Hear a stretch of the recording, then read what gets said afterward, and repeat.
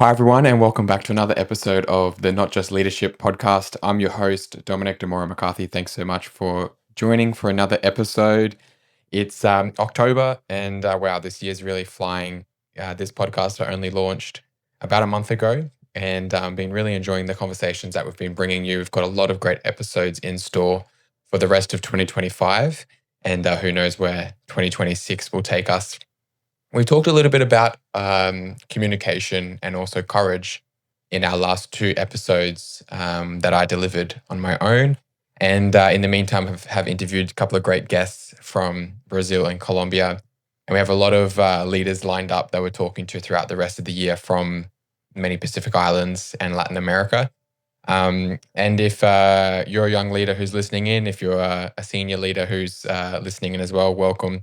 Thanks so much for your time, and I really appreciate and value you tuning into my podcast. I know there's a lot of different podcasts out there that you can choose to listen to. So thank you for choosing this one, Not Just Leadership podcast, where we talk all things leadership and more, and not just leadership, as the name suggests. Today, I want to talk about something related to leadership, not necessarily a characteristic or a trait of leadership, but something that's very linked to leadership and something that we can show leadership through an act of service. And so the theme of today's episode is volunteering. Yes, volunteering, that big, beautiful word where we give up our time for free for causes that we support and to give back to our community.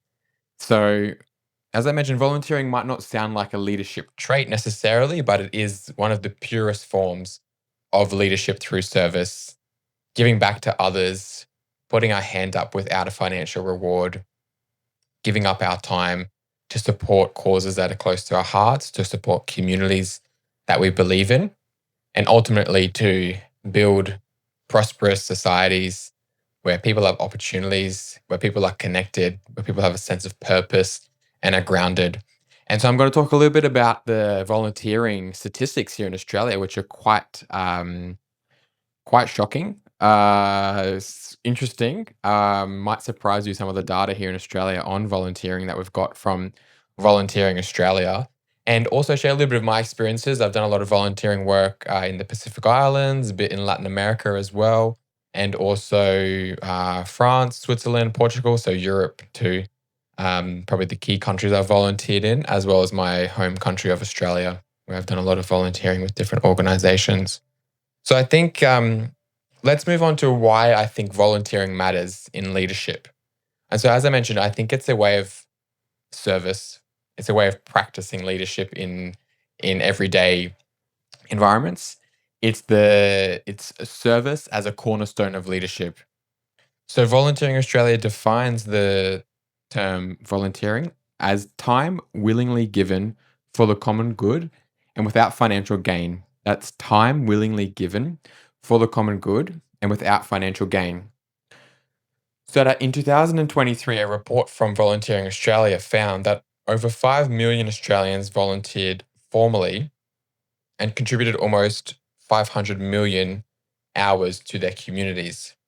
And so 5 million, if you think about the population of Australia back then was about 25 million, 5 million volunteering. Of course, we need to look at the adult age of population of people who can volunteer. So we're not necessarily comparing that to the whole population, but there's not a huge percentage of the population that is volunteering necessarily.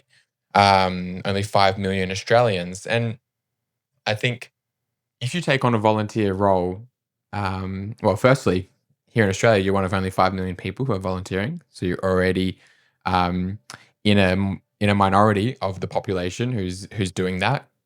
And secondly, if you put your hand up to take on a leadership role in that volunteer organization, or you are the leader of the volunteer project, then you're there. Then again, even in a smaller group, a smaller number of people who are taking on leadership roles in volunteer groups.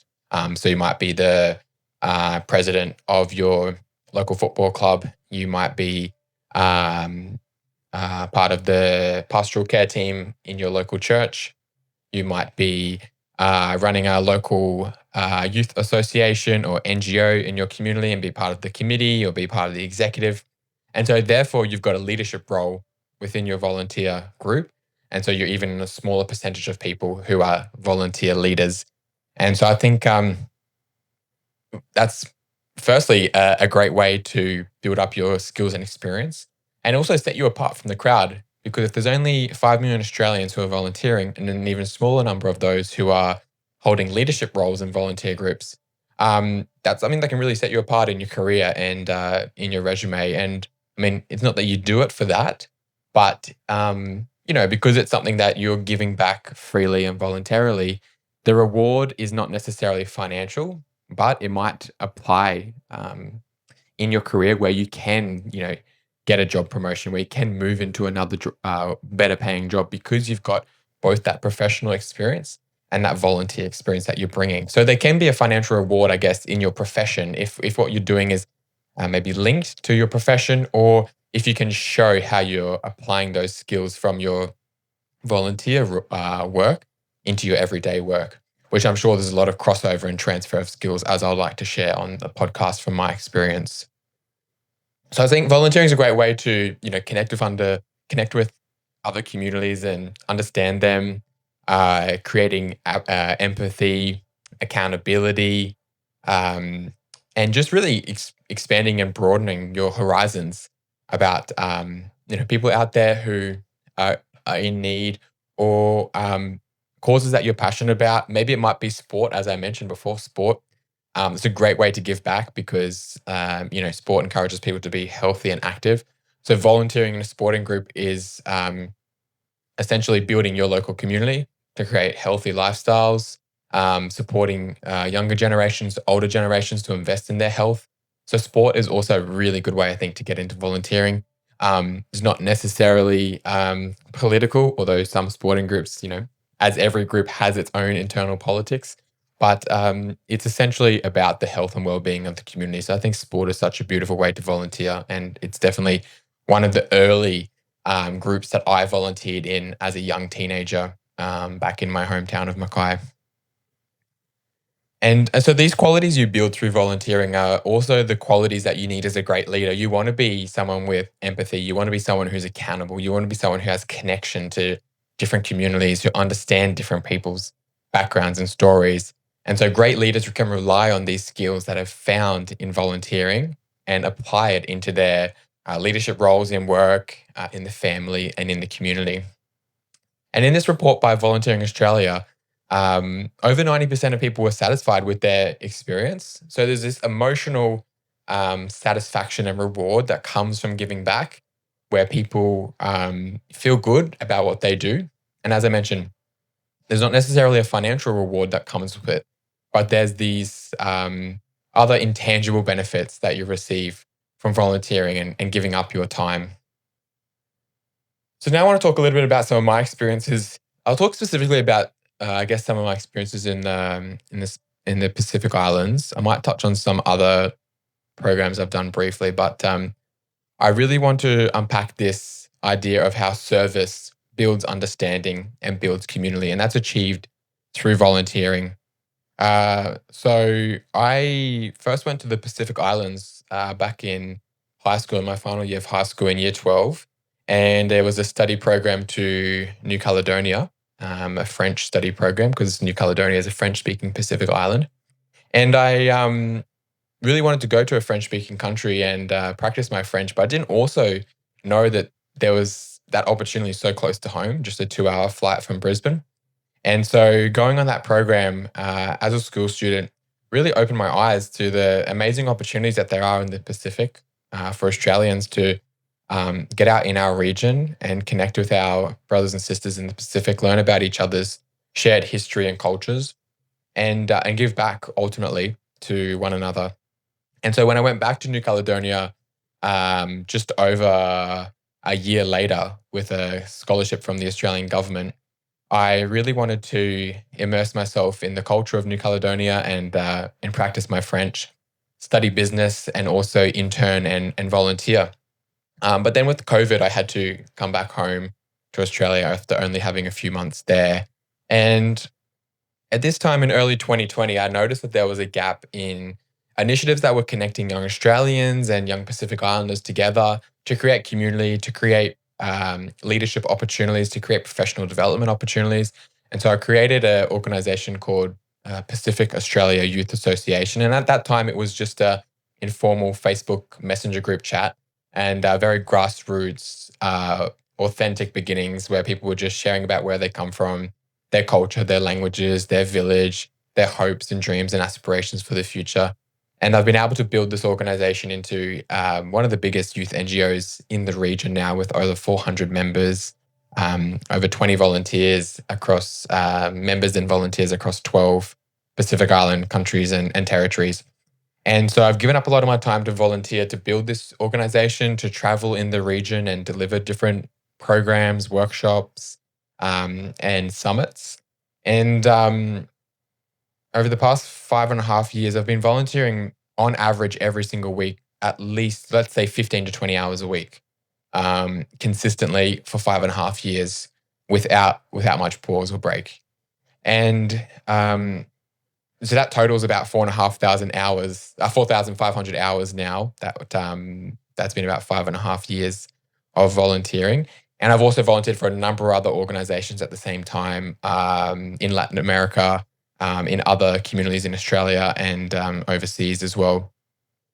And through these experiences, delivering workshops in Solomon Islands, New Caledonia, Tonga, Wallis and Futuna, Tahiti, PNG, and other places as well, I guess I've seen that there's a real desire for youth to youth leadership. There's a real desire for youth to youth mentorship and to upskill one another, to be active role models in our community and to give back and help our nations develop and help our nations progress and prosper.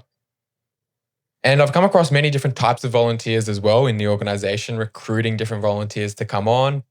Some have stayed for a little while, some have stayed for a long while. There's been a lot of people come and go throughout those past 5.5 years.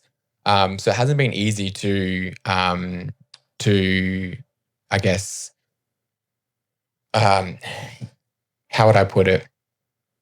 When you're working with volunteers, there's always time challenges because people obviously prioritize their work and prioritize their families. And so volunteering might be back on the list of priorities. And so I think that's always a challenge when you're trying to build something really big and trying to have a big impact over a big geographic space, over quite a wide range of youth age groups and demographics and socioeconomic backgrounds. It requires a really committed group to get it off and running. And if it's only yourself and maybe a handful of others, you are limited in what you can do. And so with volunteering, there's power in numbers. The more people you can have volunteering, the better. But at the same time, it's also quality over quantity. So it's a fine line. It's a balance between having people who can dedicate the necessary time each week, having those people have the right skills, be located in the right locations that you can connect to the communities you're trying to connect to, and then working together as a team and working towards a strategic goal and vision. And in all the programs I've implemented, I've seen that there's a lot of youth out there who are really looking for opportunities to upskill, who are looking to connect with their fellow countrymen and women. They want to connect with youth from other countries, so they have those networks when if they travel or get a job abroad or live abroad or study abroad or even just do internship or volunteering abroad, they've got links in various locations. And through these opportunities, you see that it's not just about leading the team, but it's also about serving the community, bringing the community along for the journey and showing, I guess, what's your goal and what's your purpose and how does that relate to their everyday life? It's all good and well to come in and deliver this program, but what's going to be the local impact on the ground? How will their lives change for the better? If it's only something subtle or small, what tangible benefits are there that program can bring to other people in the community, and those youth who participate in that program can bring back those skills and connections and inspiration to be a positive role model in their community. So definitely, I've learned a lot of lessons throughout these years on humility, on listening, understanding one another, on also being flexible with time and timelines and deadlines, and being able to also work very quickly and be agile and be able to implement programs with little to no notice, with little to no resources or funding as well. So you develop a certain level of resilience, and just being able to um, do things without delay where you need to, and be able to implement things quickly, and at the same time also pulling back and thinking, okay, now's not the right time to do this. Let's take a step back and come back to this in 6 to 12 months time. So it's often about making judgment calls and exercising this certain level of leadership where you're guiding these groups, guiding these organizations and communities into the future and towards a strategic goal and vision of what you want to achieve. And going back to the data of Volunteering Australia, because I'm talking a little bit from the Australian context here. So I hope this, whether you're listening around the world, you can still apply it to your local context. But particularly in Australia, what this report also found from Volunteering Australia is that in regional and rural locations, the volunteering rate is actually higher than people living in cities and metropolitan areas. So it's 28.2% of people volunteer who are from, or adults volunteer who are from regional and rural areas, whereas that in the city is 24.4. So you've got just under 4% difference. And I come from a regional location myself in regional North Queensland, and I definitely do. That data does ring true to me. I think there's definitely a strong sense of community in smaller places, um, and volunteering is very highly valued and respected. It is in all places, of course, and it is in metropolitan cities as well. But sometimes when you're in a bit bigger city, it can be, you've got to find your community. You've got to really lock into your local group, because you can get a little bit lost, because there's obviously more opportunities, there's more need, and there's more services and groups that are out there. So I think this shows that where there's lesser resources, there's this sense of service. It grows, it becomes bigger. And I've seen that in my travels throughout the Pacific and Latin America, and also in Europe as well. When I was in Portugal at the end of 2021, I did a week of volunteering at a place called ReFood in Lisbon. And it was about repackaging and going out to the local cafes and restaurants in Lisbon and picking up their, I guess, food that hasn't sold at the end of the day, or food that they would ordinarily throw out. And we would repackage that into meals for homeless people in Lisbon to come and collect. And even though that was in a metropolitan city, a lot of the volunteers actually in that initiative were from other countries, and particularly young people who came and wanted to get, experience volunteering in another country. So, the data doesn't always, can't speak for every environment and context, but certainly there's different volunteering opportunities available in smaller cities and in larger cities, and increasingly more and more digital volunteering opportunities, which are really fantastic. And that's probably a lot of experience I've also had has been digital volunteering, virtual programs, but then also in person and following up with in person engagement. So I think, throughout the different communities that I've visited, there's definitely a lot of informal volunteering that does take place as well, supporting neighbours, local community projects, supporting young people in various ways. There's also a lot of informal volunteering and a more culturally sensitive approach to these countries that I've witnessed throughout my travels and my journey. I want to move on to another point now about volunteering, and this is my call to action to you all who are listening, because there really is in Australia particularly, and I think I've seen this in other contexts and countries as well. There's a decline of volunteering. There's fewer people volunteering. So how do we reignite that passion? How do we reignite that, sense of service to our community and country, giving back our time? And, I know there's a lot of cost of living pressures on people around the world. Life has become very, very expensive in many different locations. And people are spending more time working. People are taking on second and third jobs. And so there's less time to volunteer your time, and there's less time to give back when you consider all your roles and responsibilities on a daily basis. And so this Volunteering Australia report noted that formal volunteering had dropped from 36.2% in 2010 to 24.8% 2020. So it's over a 10-year period. It'd be interesting to see what the data is like now in 2025. It did notice a bit of a post-COVID rebound. So it went back up to 36% in 2023, which was on par with 2010 levels. But definitely from 2010 to 2020, you're looking at um, 11%, over 11% difference in a reduction in the amount of people volunteering. It's come back up during COVID. There was that big push to helping our community, and so I would be interested to see this data updated. But certainly, I think across the board there is less volunteering happening. That's happening for a variety of reasons, as I mentioned. Cost of living is definitely one. Maybe we're becoming a little bit more inward looking. We're spending more time on technology. We're spending more time alone. We're not necessarily as well connected to our communities as we used to be. Speaking in an Australian context, we've lost, I guess, our sense of purpose and a bit of our national identity. I definitely feel that. And so how can how and why would you give back to a place where you don't feel connected, or you don't feel like you belong, or you don't feel like you're contributing to the greater good of the country's development and progress? And so I think we need to really re-encourage this.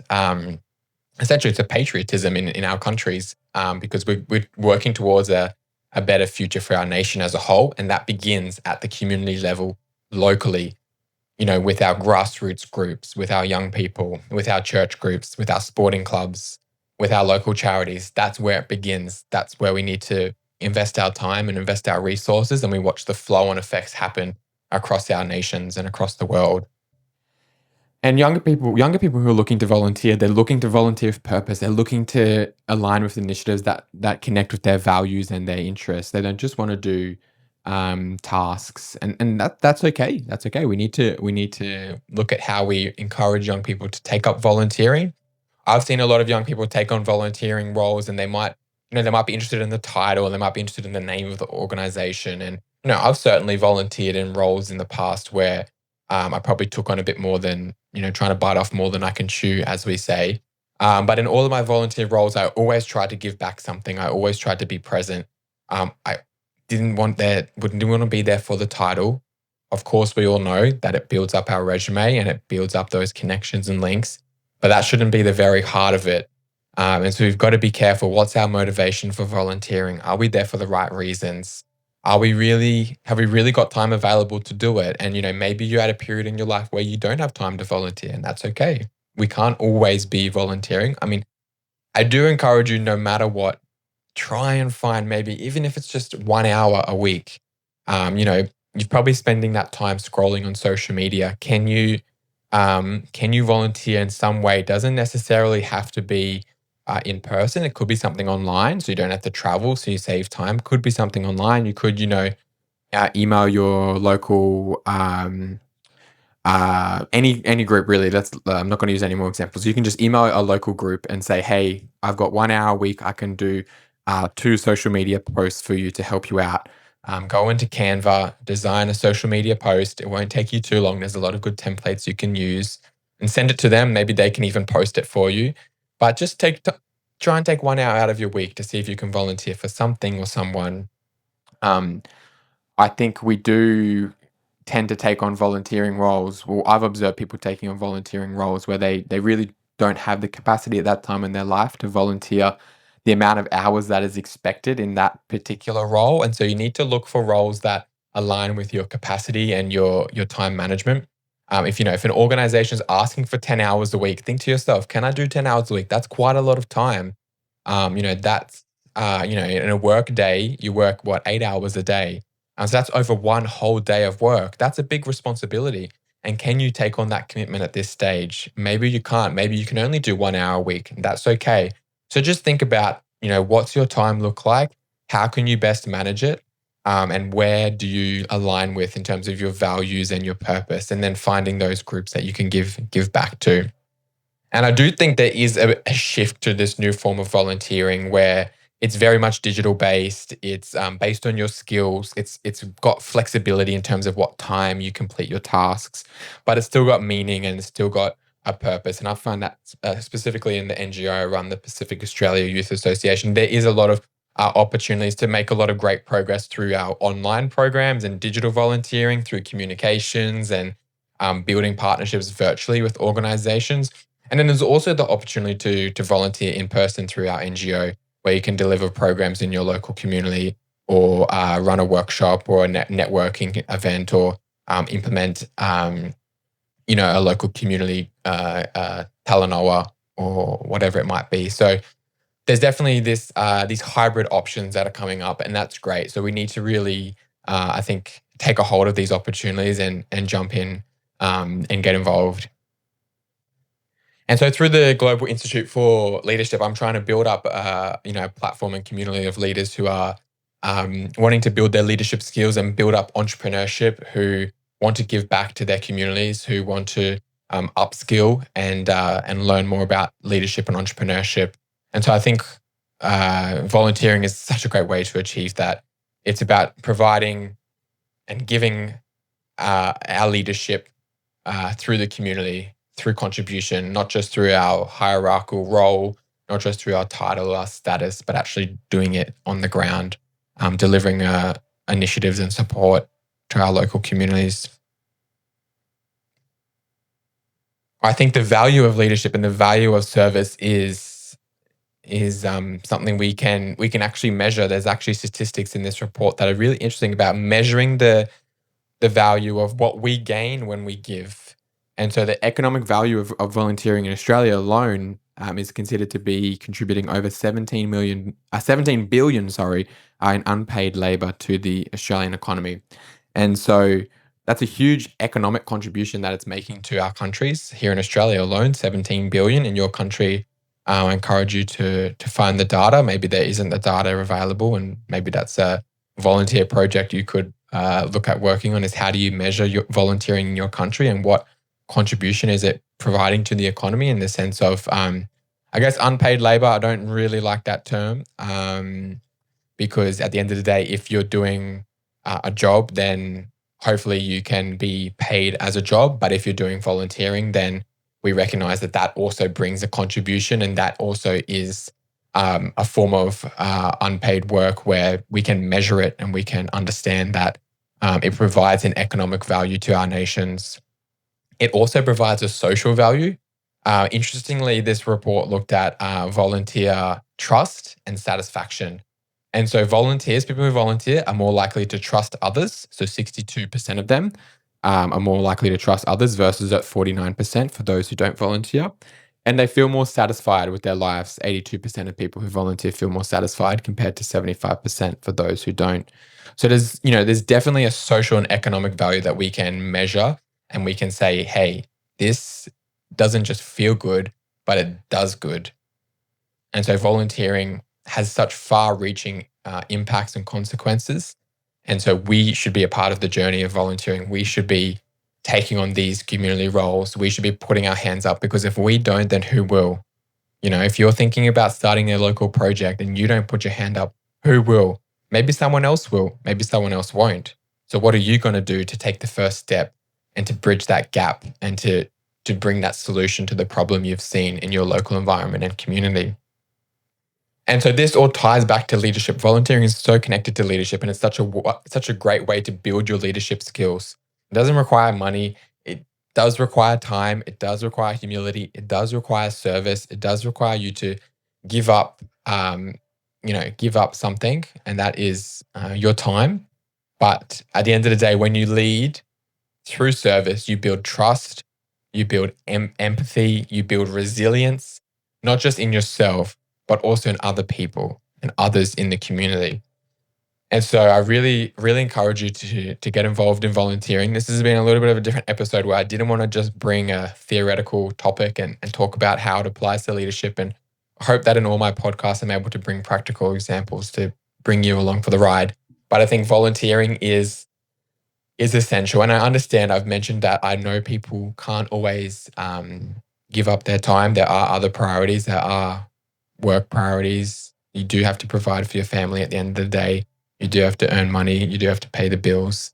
But maybe you can give up some tiny bit of time a week, maybe only 1 hour out of your whole week. Can you do maybe an online some online volunteering? Or can you, maybe you're in another position where you have financial capacity to support groups. Can you donate a little bit of money to a charity? Give money to your church, give money to a youth group or a not for profit or a sporting club. So, whatever your situation is, there's some way that you can give back to your community through service. And volunteering is one of those great ways. Um, Leadership isn't just about having authority, it's also about having responsibility. And as leaders, I think we're responsible for always bringing things back to the local level, to the community level, and thinking, how can I how can I develop a stronger community, a safer community, a more prosperous community? Um, and volunteering can start small. As I mentioned, a small amount of time per week. It doesn't have to be huge amounts of time. If you have more time, great. As myself, I've mentioned, I've been doing 15 to 20 hours a week for the past 5.5 years for one organization. I've also been doing other volunteer roles on top of that, a number of other volunteer roles. That's me. That's my personal situation. I feel a calling to volunteer and give back my time. I feel a responsibility and almost an obligation um, that I feel in my life to give back. But we can't always be volunteering. I understand that. There is a time and a purpose and a season. And so just start small, start locally, maybe start online, maybe just mentor another person. Maybe you've got 5, 10, 15, 20 years of experience in your career. Maybe you can do a 30-minute phone call with someone more junior and give you advice. That's a form of volunteering, doing a mentorship with someone else. Think outside the box. Don't just think about going and you know baking cupcakes and selling them with the local group. There's other ways you can volunteer. That's a great way. I'm not diminishing that way of volunteering, but there's also a number of other plethora of other opportunities that you can volunteer. And it can be digital. It can be a short period of time, and it can be very flexible and adapted to your situation and with the capacity you have. So I think every act of service, no matter how small, it's an act of leadership when we volunteer. It's choosing to step out, not for the recognition that we're going to get or for financial gain that we're going to get, but to have an impact and to change people's lives and to empower our communities. Look, that's what I wanted to share with this podcast. We're going to end it on a high note. I want to thank you so much for tuning in. This has been a really enjoyable conversation today. I really appreciate your time and I really value your attention. So I hope you enjoy this podcast. Look forward to seeing you next week for another episode of Not Just Leadership. Thanks once again and take care.